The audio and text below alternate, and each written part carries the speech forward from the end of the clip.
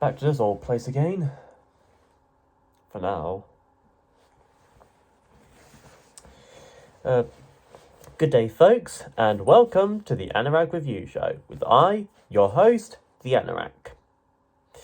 Last year alone, I had covered 3 Fleetwood Mac albums, and those being the most well-known of such: 1977's Rumours, 1982's Mirage, and 1987's Tango in the Night. So, where should I logically go from there? Perhaps, especially that seems to be the theme of this month, I think it's time that I should head back to the beginning. Back in the mid to late 60s, there was John Mayall and the Blues Breakers. You may not have heard of them, but they have ties and connections of sorts to various other bands of the time, especially when it comes to particular members that would come and go to form and join said bands, such as Eric Clapton of Cream, Mick Taylor of the Rolling Stones, Frank Zappa's Mothers of Invention, and of course, 3 members that are significant to us in this review: Peter Green, Mick Fleetwood, and John McVie. Given some free studio time by Mayall, Peter decided to make some of his own material. One of them, of course, being an instrumental track, which he named after Mick and John's surnames, Fleetwood Mac. And soon enough, the 3 went together, along with Jeremy Spencer and Bob Brunning, to form a new band named after that very track. There, they recorded and released this album, consisting of both covers and originals, which was fairly common at the time, especially among blues-inspired groups like the Beatles and Led Zeppelin, and became a decent success, reaching number 4 in the UK charts. But does it still hold up after 55 years? Well, let's jump into Fleetwood Mac's 1968 self-titled debut album, or Peter Green's Fleetwood Mac, as it would often be known as, and find out. We begin the album with My Heart Beats Like a Hammer. And already, it sounds like your classic blues track of its time, with the late great Peter Green's raw electric guitar, John McVie's bass, and Mick Fleetwood's drumming, almost on par with early Led Zeppelin, and this predates that group by a year or so. Jeremy Spencer sings in this one, emulating the American blues singers rather well while still having his own style. About waking up in the morning with the rising sun. Must have had a pretty good time last night with the sun. Bow chicka wow wow. He thought about his baby, questioning if he did what she'd done. Jeremy probably forgot to do a pregnancy test. He then laments about said baby, saying that he should have loved her more, for he knows he didn't treat her right. He knows that a woman needs rolling day and night. They see her rolling, they hating, patrolling, and trying to catch her riding dirty. We then, of course, get our first little guitar solo, and it is groovy. His heart beats like a hammer, and his eyes are plumb full of tears. I imagine he gets good work at construction with that strong chest of his. She's been gone for about an hour, but it seems like 1,000 years. Must be a time traveler then. Speaking of, I hear Jack Buchanan has gotten that DeLorean with Harley Quinn. Anyways, by the end, Jeremy warns us to never dog your woman, or you're gonna ruin yourself and she'll run off with somebody else. So, don't watch her engage in sexual activity in a public area. That's usually what dogging means, at least here in the UK. That ought to follow someone very closely and determinedly to the point of stalking, which is probably the most likely option. Regardless, this is still a pretty good bluesy track and a great introduction to the band of Fleetwood Mac. Next is Merry Go Round, a slower and groovier piece, not entirely unlike Led Zeppelin's rendition of Dazed and Confused, where Peter Green takes on the lead vocals over the guitar, bass, and drums, recalling a moment of time when he met a particular woman, not even knowing her name. Must be the classic Disney Prince formula.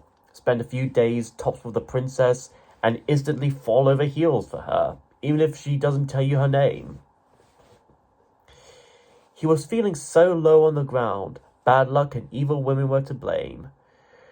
Which is something Black Sabbath and ELO should have taught you. Them evil women play their games with you and try to make a fool of you, so them broken dreams have got to end.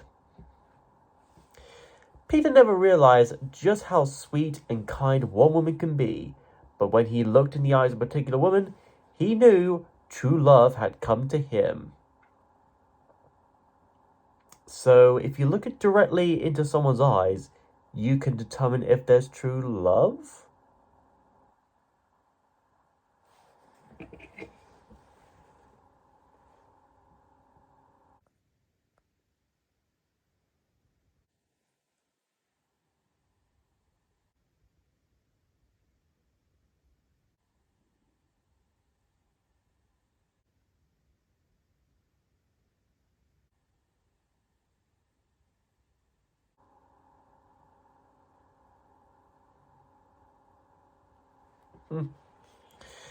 I wish it was that easy.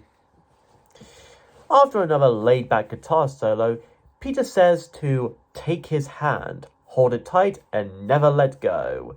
Our love is like a merry-go-round, and round forever it's gonna go. A magic roundabout, if you will. Anyways, merry-go-round continues Fleetwood Mac's decent capturing of the blues style and genre and is worth checking out. It might make your heart go round. And at least around over 4 minutes long, it's the longest track on the album, so there you go. Then we have Long Grey Mare. Old grey mare, she ain't what she used to be, ain't what she used to be, ain't what she used to be.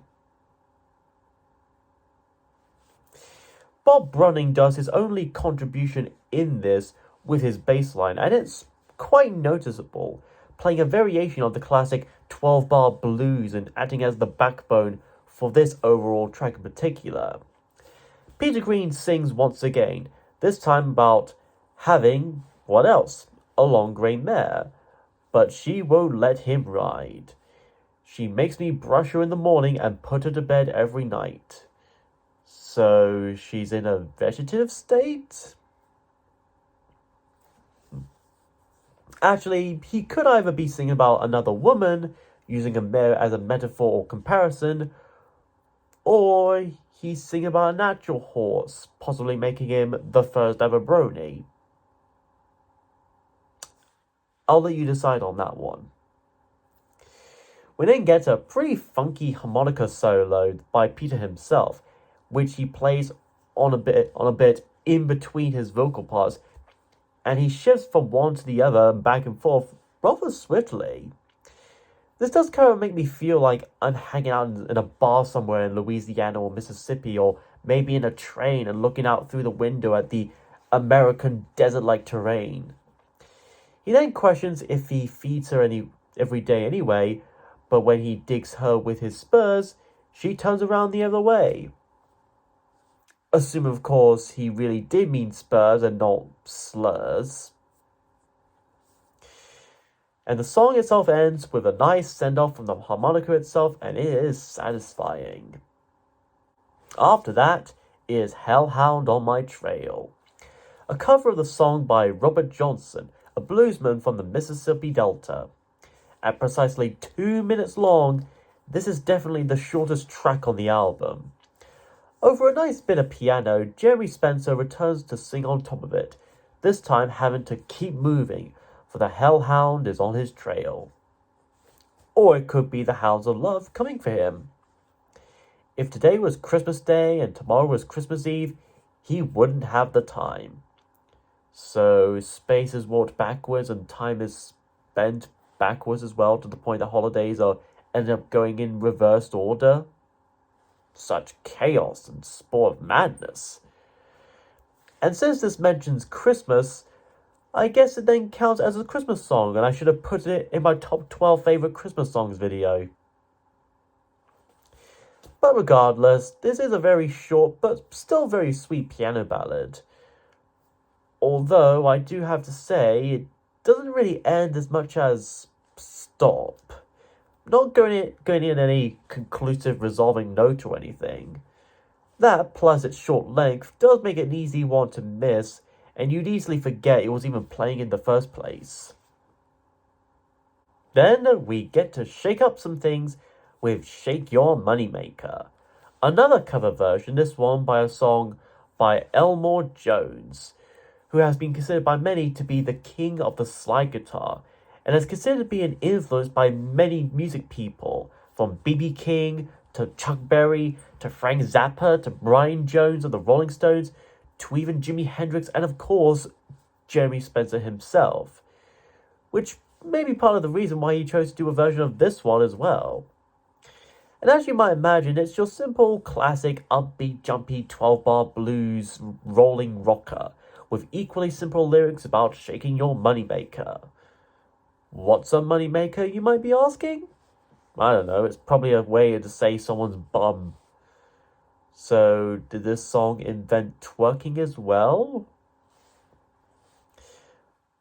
Either that, or it could just be about shaking your piggy bank or debit card. Who knows?